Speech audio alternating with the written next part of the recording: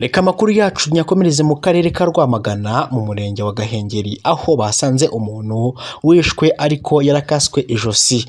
Amakuru ababaje cyane yongeye kumvikana mu karere ka Rwamagana yateye abaturage guhamuka ubwoba ndetse no gusaba inzego z'umutekano ko bakaza umutekano no kuba bahiga abanyabyaha nk'aba bakomeje kwivugana abantu ndetse bakanahanwa mu buryo bubahambaye kugira ngo n'abandi bakora ibyaha byo kuvutsa abandi ubuzima nk'aho babaremye bazagire ubwoba ndetse bakaba basabira ko bahanishwa igihano cy'urupfu. Mu karere ka Rwamagana rero haba habonetse umurambo subigambira abaturage bo basabye inzego z'umutekano n'igihugu muri rusange gushyiraho igihano cy'urupfu ku bantu bakomeza kwica abandi bagenzi babo. N'amakuru yo kugezaho rero yashenguye imitima ya benshi aho amakuru y'umubiri w'umugore uri mu kigero cy'imyaka 35 wishwe urw'agashinyaguro kuko yakaswe ijosi hanyuma agashyirwa igisongo mu myanya y'ibanga. Ni ibintu rwose bibabaje cyane. Ngo ikaze kuri Kidasamura TV Rwanda niba ari ubwa mbere ugeze kuri no muyoboro kandi buto yanditseho subscribe kandi kunzogera bizajya bigufasha kubona amakuru n'ibiganiro byacu bya buri munsi tugutegurira kandi tunakugezaho amasaha 24 ku yandi 24. Mu karere ka Rwamagana aho mu murenge wa Gihengeri akagari ka Gihunze habonetse umubiri w'umuntu bigaragara ko yishwe akaswe ijosi. Uyu mubiri w'uyu mugore uri mu kigero cy'imyaka 35 wishwe urw'agashinyaguro kuko yakaswe ijosi hanyuma agashyirwa igisongo mu y'ibanga. Wagaragaye mu murenge wa Gihengeri mu kagari ka Gihumuruza mu gitondo cyo ku itariki 24 Nzeri bikekwa ko abamwishe baba baramwishe mu ijoro ryabanje.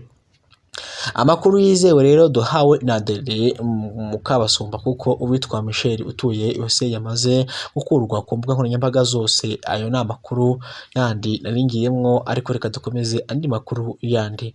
Mu karere ka Kirehe ahahoze ari mu Gisaka abajura bamaze kwiba bahita bicwa n'ibitotsi barazinzira mpaka uwo bibye ahageze.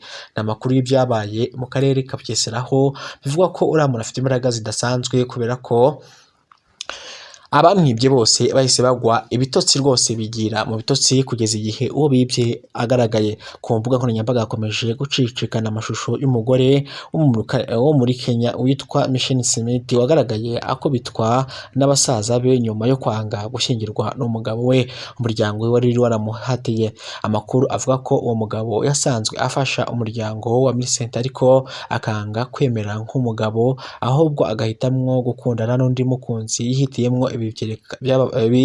Byarakaje bamwe mu bagize umuryango we by'umwihariko abavandimwe b'abasore bahita bamukubita bikabije. Mu mashusho yakwirakwijwe Millicent yumvikana arira cyane asaba ubufasha avuga ko ari gutotezwa kandi ari mu bihe by'ubudatangwa atwite. Yagize ati ni mu ndokore ndatwite baranyica n'umwana ashobora kuhapfira. Ababonye ayo mashusho bagaragaje kutemera ibibera mu muryango aho benshi bamaganye ibikorwa byo gukoresha imbaraga zo guhatira umuntu guhitamo uwo azabana nawe. Abandi basabye inzego z'umutekano zo muri Kenya kugira icyo zikora vuba kugira ngo Michelle n'umwana we atwite birindwe iryo hohoterwa rikomeje. Kugeza ubu inzego zibanze muri ako gace ntacyo ziratangaza by'ibikorwa byafashwe n'amashusho ariko abaturage n'abakoresha imbuga nkoranyambaga barasaba ko abakoze ibi bikorwa by'ihohoterwa rishingiye ku muryango bahanwa ndetse mu buryo bukomeye. Ubu kuva i Kigali Kamembe witega indege ku mafaranga make cyane. Ibiciro by'ingendo za Rwandair byagishijwe cyangwa se byagishijwe ku 50% byagabanyijweho ku 50% kugeza 2026 nk'uko bitangazwa n'iki kigo gishinzwe cyangwa se gifite mu nshingano Rwandair. Gaye nguko rero umunyamuryango nyarwanda ufite ibibazo byinshi bisa nk'ibititaweho biri nko mu muvuduko kilometero mu gihe kilometero 200 mu gihe ibisubizo byo biri kugendera ku muvuduko wa 20 km ku isaha. Abona ko akorwa iki kugira ngo ibibazo biri mu muryango nyarwanda bigabanuke mu byagerwaho uruhare n'abandi. Rero ayo ni amakuru ashingiye ku musore wishe se amutwitse. Rero ibingibi bikaba byarateye benshi ihungabana no kuba basaba ubutabera.